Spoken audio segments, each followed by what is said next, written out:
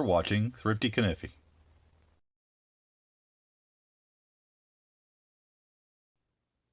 To go over a detailed history of Ulster would be beyond the scope of a discussion on Ulster Old Timers, though I will take a moment to highlight some key details of Ulster's origins and how the company came to be owned by Imperial Trade.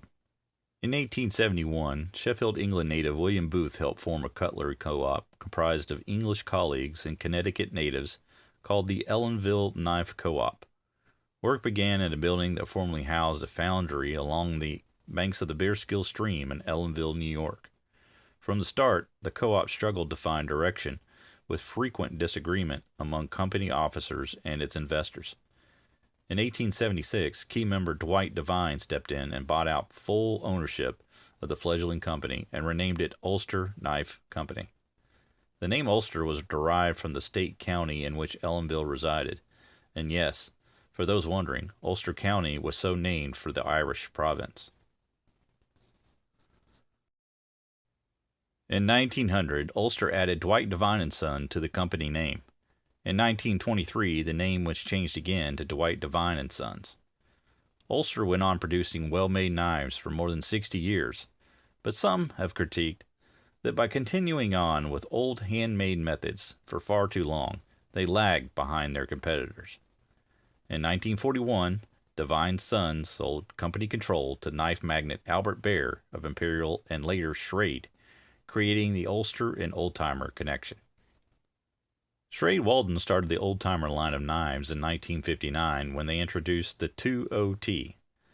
The first Ulster branded Old Timer was the 58OT, a Stockman pattern introduced in 1960. In 1961, the Ulster Old Timer 50OT serpentine jackknife followed. In 1962, they added the Ulster Old Timer 10OT and 12OT. The 10OT and the 12OT were light frame Barlows with clip and pin and sheep's foot and pin blades, respectively. The 12OT and the 50OT quickly disappeared from the Old Timer lineup, making them rare finds. Sometime in the late 60s, Schrade Walden had opted to discontinue the Ulster line, but not before 1968 when R.J. Reynolds Tobacco Company put in an order for 3 Ulster pattern knives that specified Old Timer branding. This order was a part of a new promotional campaign Reynolds was offering with their Prince Albert pipe and cigarette tobacco. Those 3 knives ended up being the Ulster 10OT Barlow, the Ulster 58OT Stockman, and a newly introduced Ulster Old Timer offering the 114OT utility camper knife.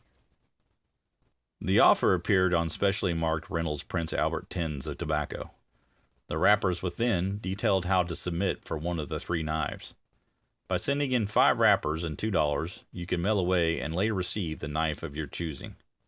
A similar knife offer from R.J. Reynolds brand Camel was going on around the same time, though the Camel offer limited the choice to just the 58OT.